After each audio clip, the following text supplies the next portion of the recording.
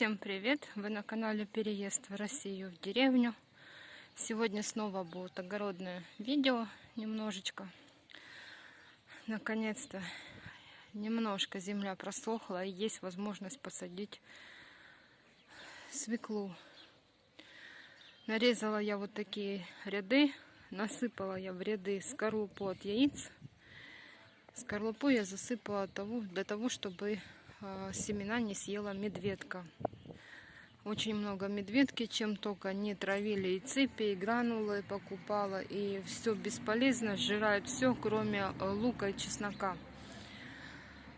Вот, в интернете подсмотрела этот способ и решила попробовать. Ну, посмотрим, что будет. Голубка выбирает веточки, выберет какую-то самую лучшую и потом взлетает вместе с веткой, строит где-то, видимо, свое гнездо.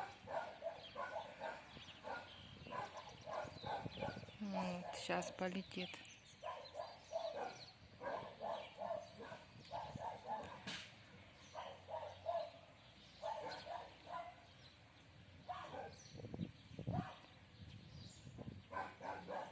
Нет. Хочу показать, что у нас тут творится. В общем, дожди уже надоели, если честно. В огород не влезть. Вчера я купила дерево, черешню. Опылитель вот для той черешни.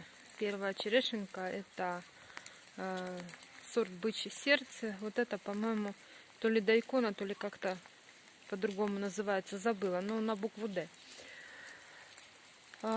И сегодня только посадила, потому что вчера был большой праздник. Кстати, с прошедшим вас праздником. Всего-всего вам хорошего. Самое главное — здоровья и удачи. Значит, никак не получается прополоть огород, потому что дожди у нас буквально через день, через два. Почва не успевает высохнуть. Вот тут цветочки у меня распустились. Вот такие маленькие петушки.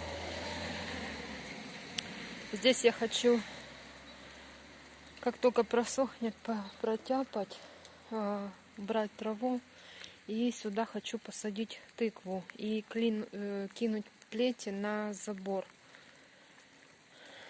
Дальше. Вот там вот, за сливной ямой и в сторону сарая кирпичного вот этого места, я прополола и посадила там кабачки. Вот это все, что я успела сделать за эти дни. Здесь у меня свекла посажена. Ну, собственно говоря, я показывала. Вот, по-моему, даже видно, что выходит что-то по чуть-чуть. Вылазит. Накидала я яичную скорлупу. Это защита от медведки. Вот, ну, пойдемте дальше. Это лук на зелень.